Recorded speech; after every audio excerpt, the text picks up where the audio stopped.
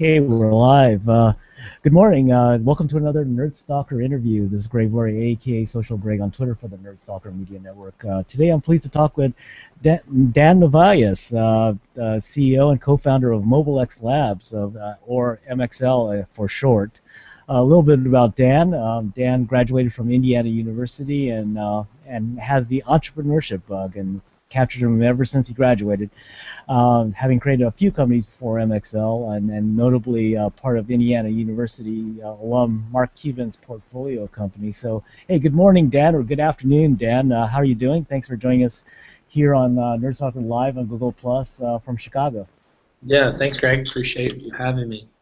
Yeah, no, you want to add anything about yourself that you want to tell the Nerd Stalker audience?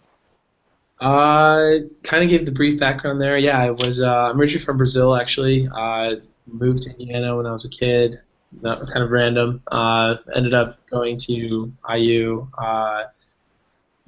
Just moved to Chicago after college.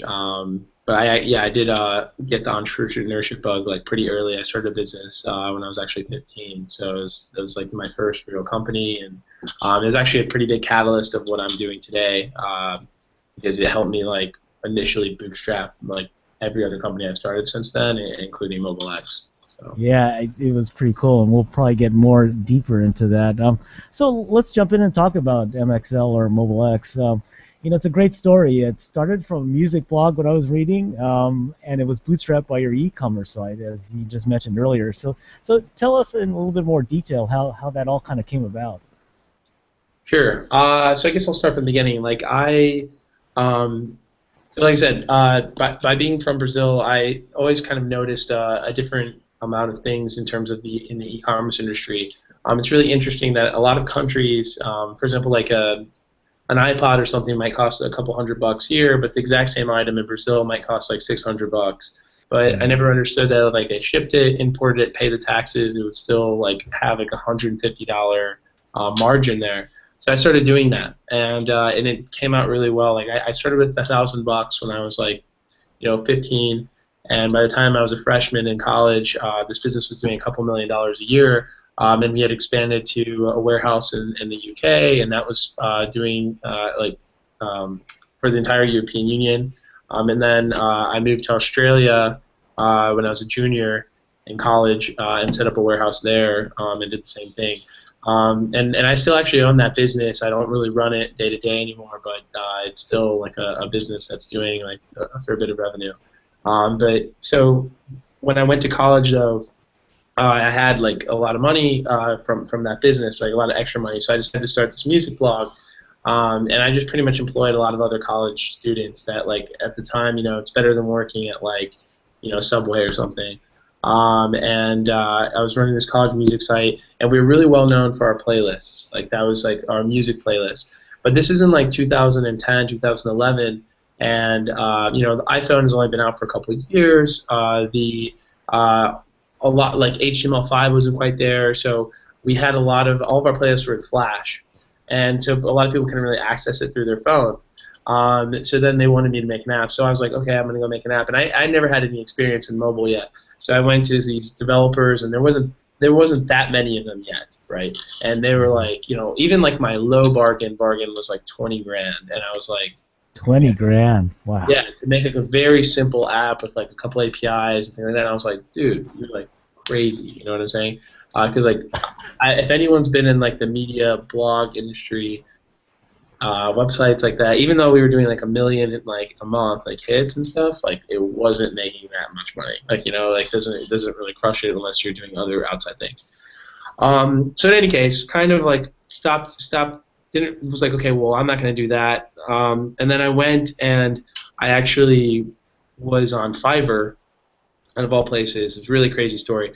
Out on Fiverr of all places, and I wasn't really looking for like apps or anything, but I did see an ad that had just been posted, like in the little on the right hand corner, like a little recent ads. It said, "I'll make iPhone app for $5," and I was like, I clicked it, like thinking like, okay, zero expectations at all. Okay? Yeah, for $5, of course.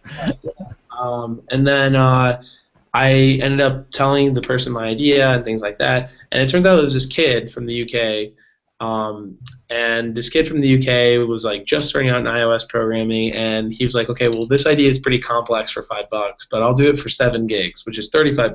I was like, okay, my friend, I will pay you $35 to do it. And I honestly still didn't really have any expectations, clearly, right? I figured he would just probably like, he didn't give me something terrible. In any case, 6 weeks go by. It kind of gives me some updates along the way, and I then get a test flight, and like, it wasn't the best thing I've ever seen, but like, it was definitely a very good app, definitely the best $35 I've ever spent. So I marketed it through the site, and the app made like several thousands of dollars, right? And I was like, wow, this is crazy. Like, this app's not even that good, but like, I can't believe this happened. So Wow. then I, was like, well, maybe you should do some other contract work with me, and I did a couple other apps for a few other musicians I knew, and those apps did very well as well. And then that's when I kind of was like, well, maybe I should just create a software that allows people to kind of do this easily, because this isn't efficient that I have to go to each and every person and sell them on it and then customize it and do stuff like that. And I just hired this, like, naively hired this, like, I didn't know how old he was at the time, but I assumed like another college student, kind of my age, from the UK, Mm. to a monthly salary to kind of help me build it. And we figured, yeah, a few months we'll have an app builder. We hired a couple other contractors to build the web version of it. And after like 6 months, we had a really terrible MVP, but we did. But it didn't do like nearly what we wanted it to do. But it turns out that this guy is actually my co-founder, right? Because what the one thing that this person had that no one else had was the will to just become better than he was like the previous day. I think that there's a lot of, like, the best people that I meet, doesn't matter if they're a developer, just a friend of mine or whatever, are the guys that, like, I don't know how to do this, but I'm going to figure it out, and I'm going to do it no matter what it takes. And he had this will, right? So I bring him on as a co-founder. Eventually, I bring him actually to America under like the visa waiver program, but which only is like 3 months at a time. Wow. And then he moves in with me, and then we kind of start building MobileX. And then he came actually back 3 different times under that waiver thing. And then the third time, finally, what happened was they told us, like, the border patrol was like, or the customs agent was like, well, if you come back again with this visa waiver, I'm not going to let you through. You have to get a real visa. The problem Mm. is that now I have to get like an H-1B, or I had to get this special visa because he dropped out of college to do MobileX at that point. So I had to get like this very special O visa that like Nobel Peace Prize wouldn't get, athletes, like whatever. And it literally, like, it wasn't until last month that he actually moved here under that visa. So we finally secured it for him and everything. But it was a huge like pain in the ass. But that's kind of how MobileX started, and it was like really bootstrapped, and it wasn't until like and last year is when like kind of Mark came on board, and then we kind of had a few different app hits. A lot of people kind of come through, create apps, but the product itself was kind of clunky, because it was still the MVP. So then, once we started making revenue though through our different like divisions and things like that, we decided and raised the money.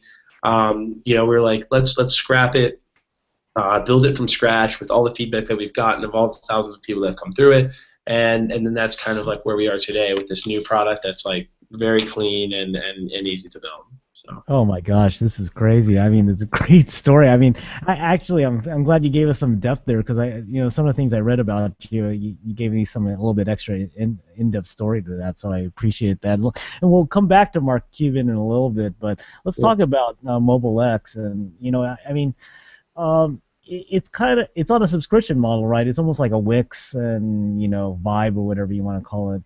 Some of those other kind of web apps, but it's on the mobile side, right? Sure. It's actually freemium. We're the first app builder that's offering like 100% native apps. Like, all the apps are like, our iOS are done in Objective C, our Android are in Java, and but it's free, right? So we have two plans. It's either free or it's $49 a month. And then we kind of have like a white label platform that, if you like want to kind of almost create an agency like business, you can have like a non-branded MobileX apps for that. But yeah, so subscription model. So it really takes down the barrier and a lot of the headaches of like the cost and time and all that stuff to kind of create a really highly a really nice looking customized app that is pretty versatile. And this could be deployable to iOS and Android, right? Yes, yes. Well, that's pretty cool, actually. So do you have to can you develop it once and say, okay, I want to deploy it to iOS and then Android? You have to have two separate subscriptions. No, no, yeah, it's all encompassed in the plan. Yeah, so it's like Wow. for free, it's for Android and iOS, and then for the paid, you just get more like features and analytics and all these other stuff. But it's for both platforms, and we also have a iPad only version. Like everything's customized just iPad. It's not like just like the Zoom In 2X. Like we do everything like customized iPad as well. Wow. So if I didn't know how to develop an app and I said, okay, let me give MobileX a try, how long would it take for me to get up and running, you feel? Yeah, so this is one of the things that we really wanted to do. We strive very hard to make it the easiest build process we possibly could. So like it could take you literally as little as 5 minutes. Like we've built like certain scrapers. So if you put your website on there, like we'll pull in a lot of the content that you probably would be using anyways. Wow. And like 75% of the app would then be done. So really all you would have to then upload there is like your logo and then any other custom modules that you'd want to do, and then pick your color, and then it's ready to be deployed. That's a great model. Yeah, so we've really like taken it down and dumbfied it as much as we could. Like my motto has always been like, if my mother can make an app with my platform very easily without asking me like too many questions, then I know that it's possible for anyone to do it. Well, yeah, I'm sure your mom could make an app pretty well. Probably she's already made some, but Yeah. um, so yeah, let's shift gears a little bit to Mark Cuban. That's an interesting story, and we'll talk a little bit about some of the funding round you got recently too. So how did you meet Mark Cuban? How did you get hooked up? I mean, you guys are alumni, but is there a We are. connection? Yeah. So it's pretty interesting. So our company has always we've had a very hustler mentality, like everything still do. And I've always been like that, and I kind of preach it to everyone else. So what happened was I had a certain reputation at Indiana University. I had a lot of different businesses and a lot of different things that I knew, and the website that I was running, a lot of people used. In any case, so I graduated, and then the year after I graduated, nearly this guy reached out to me, and we had some mutual friends in common, and he had heard some of the stuff that I had done, and he's like our business dev or a biz dev guy. His name's Michael Israel, and he reached out to me, and he's like, hey. Interested in what you're doing, blah blah blah. So we had a phone call, and then he mentioned in the phone call that he had a relationship with Mark. I was like, Wow. okay. I was like, well, I didn't know. I had just met the kid, so I was like, some kids just say things, some people just say things, right? But he's like, honestly, I don't really introduce a lot of people to Mark, but I think that your business, I believe in like what you do, and I get whatever. So he then introed me to Mark, and then with that, that's kind of how that whole relationship developed. But he had a really interesting story of how he met Mark. So he's the type of person that he's like very good at like getting a hold of like very famous people, right? That are very hard to get a hold of. And the way that he kind of does that is, at first he sent Mark like I think like countless emails, and Mark didn't reply and stuff like that. And then he sent one that was like super scandalous. That was like I don't know if it was exactly like this, but it was something along the lines of like naked pictures emerged of Mark Cuban at Indiana University, like something really like out Oh there. my God. And then Mark and then he's like, "I'm just kidding." And then Mark kind of sends him some shitty reply like, "Hey, like you're weird. Stop emailing me." Essentially, like, and it put it in a polite way. But then I think like they kind of got added on GChat or something. I don't know. And then he kind of just every once in a while will chat Mark. Um, Anyways, fast forward, nothing really kind of happens there. A few months later, Mark is he comes to IU a lot because he's still very involved with Indiana University. He like loves the school, and he was walking down Kirkwood or something like our main street, and Michael saw him and it's like, "Hey, Mark, it's Michael Israel, right?" And then Mark's like kind of just gave his like, "Oh, okay, great, yeah, whatever, nice meeting you," and then just kept walking. But he's like, "Wait," and wait, what was your name? And then he's like, Michael Israel, right? And then comes and then like gives him a big hug, and then's like, you are one persistent son of a bitch, right? And then and then Michael then sends him a follow up email that night, and he's like, hey, thanks for like whatever, like saying hi or whatever. Let me know if you have any extra tickets to the. He was there for a Mavs game, to the Pacers Mavs game. Oh yeah, right. And, and at that point, then Mark was like, okay, yeah, there'll be a ticket at Will Call. And he's like, you should come. So then him and Mark watched the game together, and that's kind of how he developed a relationship with Mark. And then therefore, Whoa, that relationship was how I got introduced to it. that's crazy. Yeah, Gosh, I mean, but it kind of matches the kind of persons that you're surrounding yourself with. They're all tenacious, it seems. right.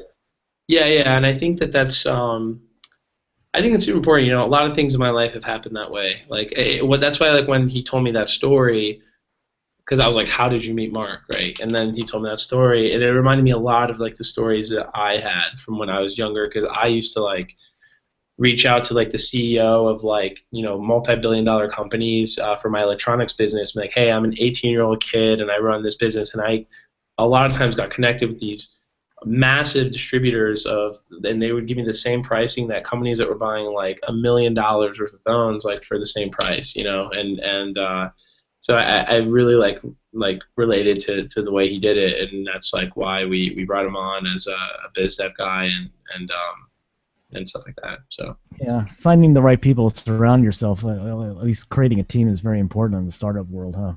right, yes. Yeah. So, wow.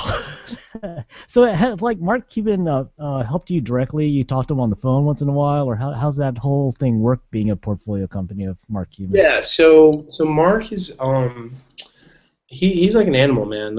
He reads all his emails, right? And I think he's like a creature. He has like his own rules about like the way he lives life, how he operates, and everything like that. Mark is very big on like he doesn't take phone calls like unless like he's publicly said to us many times, and not just us, but like I know a lot of his portfolio company CEOs, and he like the commissioner of the NBA is like one of the few people to take a phone call with, right? Outside of his Of course. but we typically like respect them, and we do a lot of emails or GChat or something like that, because I know that that's the best way to communicate with him, and I know that if I don't get a reply within a few hours, that it either got lost in the bunch and I'll send it again. But he's always like very good about email Mm. and stuff like that. So. The But fact that he does it by himself. I mean, I don't know if he has a reader, but I honestly, mean, I don't. I know. I'm not. I don't know if it's like he has an assistant or what. I really don't think he does, because at least all the replies I get, because I see all the misspellings and like all the like him stuff. So I'm pretty confident it's him. wow, wow, that's crazy. So you guys only talk via either email for advice or GChat, huh? Yeah, yeah, and like someone with like Mark, I know the guy's busy, and um he's not usually like I don't waste his time with things. So everything I send him out is very thought out. Like I don't like just hit him up, just hey Mark, like what do you think I should do? And it's something like trivial, Mm. um, because at the end of the day, like he has like I think that my life is busy sometimes, and like I can only imagine what his life is like. Yeah, and does he have like a layer underneath him that you interact more with, or is it just really directly with him since being a portfolio company? No, I usually it's directly with him. Like the only time that we deal with people that aren't him, it's like if we're dealing with like one of the benefits of being a portfolio company is we get a lot of random stuff. Like he's invested in so many other companies that like we get I get so much hosting for free. Like it's like saved us like tens of thousands of dollars. And then just like a Wow. bunch of like random stuff. So with that, then sometimes we'll deal with like whoever the guy that's in charge of the BD there or something like that. But if it's like something about our company or like what we're doing or something like that, then it's like usually directly with them. He's one of the few people I only see, I only see him on Shark Tank, right? So, or other interviews, right? And he's one of the few people that actually amongst that group talk about, I need to get you connected with my other portfolio company, or he'll say something like that. So it's like his mind is always saying, okay, how can I use this piece here to do something better for this other piece, or how do I use that other piece to make this piece that I'm talking with better, that Yeah, type of thing. and I think that's what's really interesting. I think that's why he created the portfolio, the Mark Cuban portfolio thing company, because they like asked us, do you want to be a part of this network? And a lot of companies do end up doing it, and a lot of these companies end up helping one another out, and yeah, and I think that's his philosophy. He's I mean, clearly, like, he has a lot of assets and a lot of money that so he can invest in stuff, but I think he really diversified himself by, like, I just don't even know how many companies to invest in, but it's a lot. It's a lot. Yeah, I mean, I'm sure, but the fact that he could keep tabs on him, it just shows how Well, and then that smart goes this guy to, is. like, the efficiency and the phone calls. Is like, if you think about him, he's the type of guy that his time is more valuable than the money that he's putting in. So he's very, like, he pick and chooses, and I think that's why he really focuses on the email, or like, um, the instant chatting and stuff like that, because that way he can, like, keep it, like, quick and efficient, and do it when he has, like, 10 seconds or an extra couple minutes to reply. So. After hearing your whole story here, it was interesting, and it looks like you just announced that you got some funding from the Garland Fund, right? Yes. So I got to ask you, you've been doing this bootstrap, you got Mark Cuban behind you, and then you get this round of funding. What's going on? What do you think? Is it going towards marketing and other growth of the company?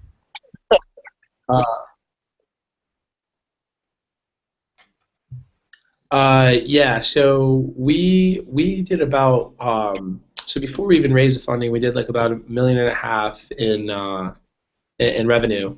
And did I lose you, or are you there Oh, I'm still? here. I'm here. I'm here. Okay, sorry. You're, like, frozen, so I was just making sure. Yeah, In sorry. any case, so we did like 1.5 million in revenue before we even did this funding. So we were pretty good on cash, actually. But the reason that we're kind of like, we raised around, is that we really wanted to expand on this product, and kind of take it to the next level. We have, like, a lot of other products coming out at the end of this year that kind of, they kind of build upon our app builder concept. And in order to execute that properly, and, like, you know acquire the users that we want to acquire, and market it properly, then I felt like it was like the right time and the right decision to kind of take this funding, and then grow it the way that, in an aggressive fashion, to then, like, parlay it into, like, a I bigger see. round and stuff like that. Wow, that's cool. So, wow, you guys have a great story, and I really appreciate it. And I'll close off the interview because I know you're busy too, and I appreciate the time you're taking here. So, how can the listeners get a hold of you and get to know more about what MobileX is doing? Sure. Well, my email is dan@mobilexlabs.com. You can follow me on Twitter, hashtag, or at Brovias, and then, I'm usually pretty public person in terms of the internet. So if you Google my name, I'm sure you'll find a way to send me a message or something like that. Oh yeah, we'll figure it out. But anyway, yeah, we'll put your contact on here. But anyway, thank you again. And anyway, that was Dan Novias of MobileX Labs, driving the DIY space of mobile apps. Thanks for joining us, everyone. This is Greg Gloria, aka Social Greg, on Twitter for the Nerd Soccer Media Network, where we believe in tech, startups, design, and you. Thanks for joining us, everyone, and be careful out there. Okay, thanks, Dan. Thanks for joining us. Thanks, Greg.